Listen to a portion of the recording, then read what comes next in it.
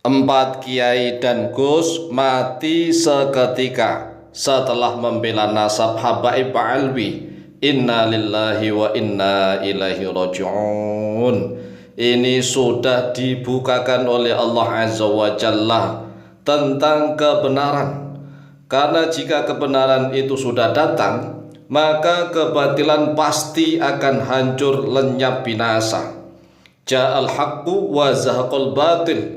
Innal batila kana zahuqa.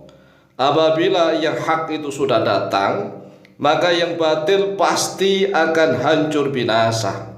Nah, kemarin-kemarin kan yang hak belum didatangkan oleh Allah, sehingga mereka para penipu, para pembohong itu bisa aman nyaman. Tetapi ketika yang hak, yang benar itu sudah didatangkan oleh Allah Azza wa Jalla, maka yang batil pasti akan hancur binasa. Nah, ini sudah ada 4 kejadian langsung nyata yang viral. Ini yang viral di YouTube, di medsos, 4 kejadian. Nah, kalau yang di luar medsos kami tidak tahu. Nah, ini yang kita akan bahas, hanya 4 kiai dan gus yang wafat seketika setelah membela para habaib alwi. Oleh sebab itulah, wahai saudaraku kaum muslimin wal muslimat, khususnya saudara-saudara kami kaum nahdin wan nahdiyat, segeralah sadar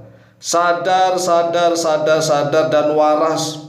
Karena para habaib alwi sekarang ini hanya mengunggul-unggulkan nasab, nyombongkan tentang nasab. Mereka sombong, angkuh, takabur tentang nasab. Mereka kualat dengan karomahnya wali-wali Nusantara yang sudah berjuang berdakwah ikhlas lillahi ta'ala di bumi Nusantara. Coba kita lihatlah, wali-wali Allah di Nusantara itu, mereka zaman dahulu sudah berjuang untuk mengislamkan orang-orang Nusantara. Kemudian ditiru oleh para kiai-kiai ulama Nusantara asli. Nah, para kiai, para ulama Nusantara asli itu apakah ada yang mengajarkan seperti ajarannya para habaib yang menyombongkan nasab?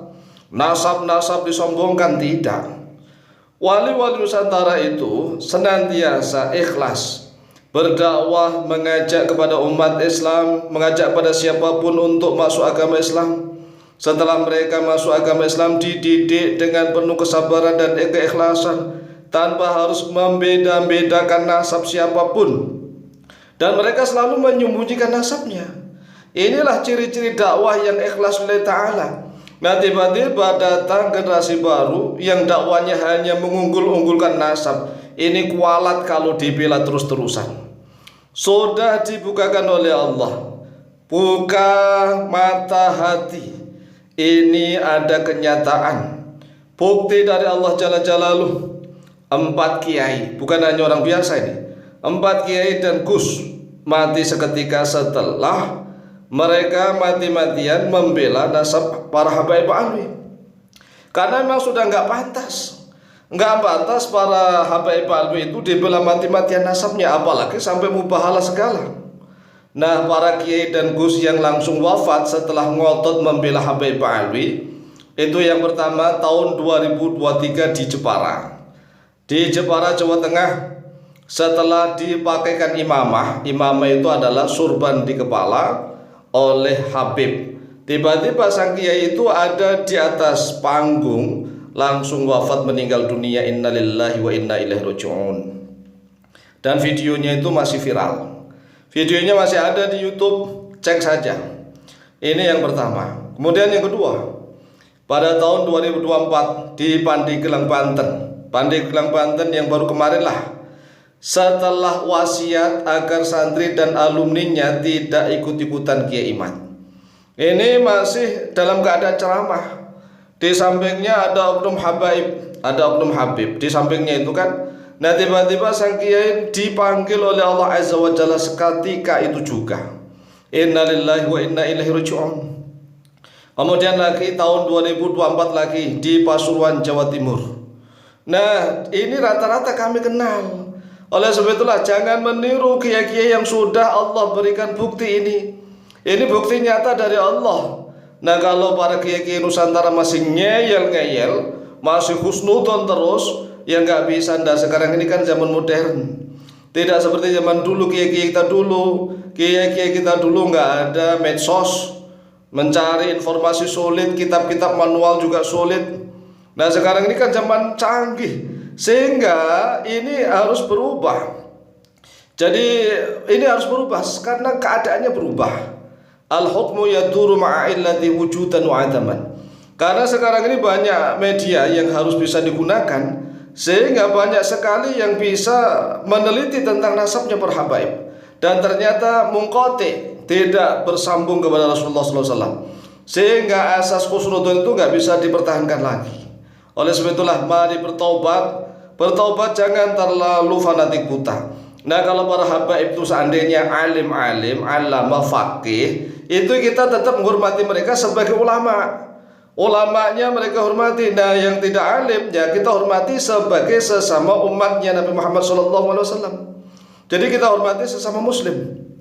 Enggak kita bangga-banggakan nasabnya sebagai durian Nabi, tidak. Itu ancaman ini, racunnya ini. Lohulmul ulama ini masmumah.